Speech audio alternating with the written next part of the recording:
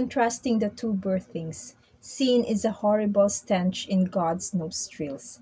If anyone ever doubts this, they should take a good look at Christ's suffering on the cross. Calvary is God's dealing with sin, the sin that was poured out in the body of Christ at Gethsemane. When Jesus died, the sin of Adam and Satan's nature were dealt with and destroyed. Now, with Adam's sin out of the way, God could begin birthing his own family. We see the fact of this in the epistle of First John.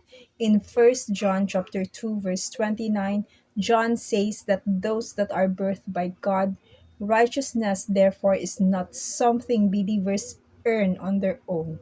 Godly righteousness is a gift of grace that comes with the birthing. In First John chapter 3 verse 8, John says that whoever commits sin has been birthed by the devil.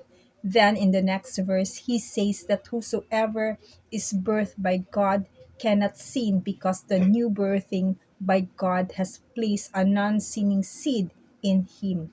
The cross put the old nature of Adam out, and the God seed brought a new nature. That seed is Christ.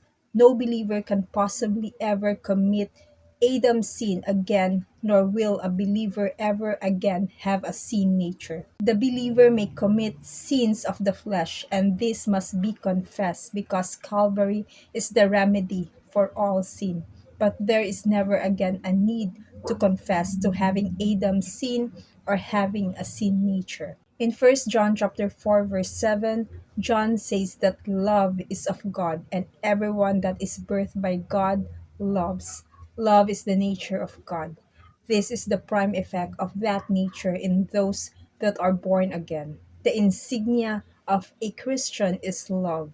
In First John chapter 5 verse 1, John says that only those that are rebirthed by God can say that Jesus is the Christ.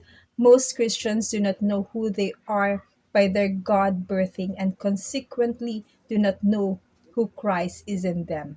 Then again, in the same verse, he says that those that are birthed by God will be loved by God. In First John chapter 5 verse 4, John says that those who have been birthed by God overcome the world.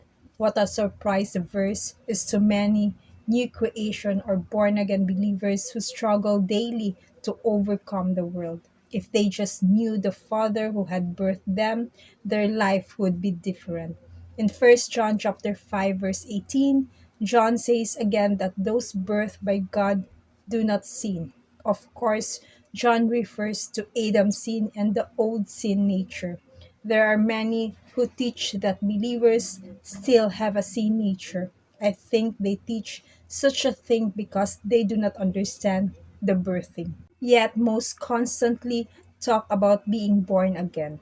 Often asked why most believers do not see that they are in Christ and that Christ lives in them. First, they do not see that they had a Satan nature and that Calvary is an exchange place where God justified to take Satan's nature out and place Christ within. Second, most Christians are still under the old message of the kingdom, the gospel maintained by self effort. They have not experienced their translation into the kingdom of Christ. Finally, John can say that God has given us eternal life, and this life is in his Son. He who has the Son has life. He who does not have the Son of God does not have life. To God be the glory. God bless you.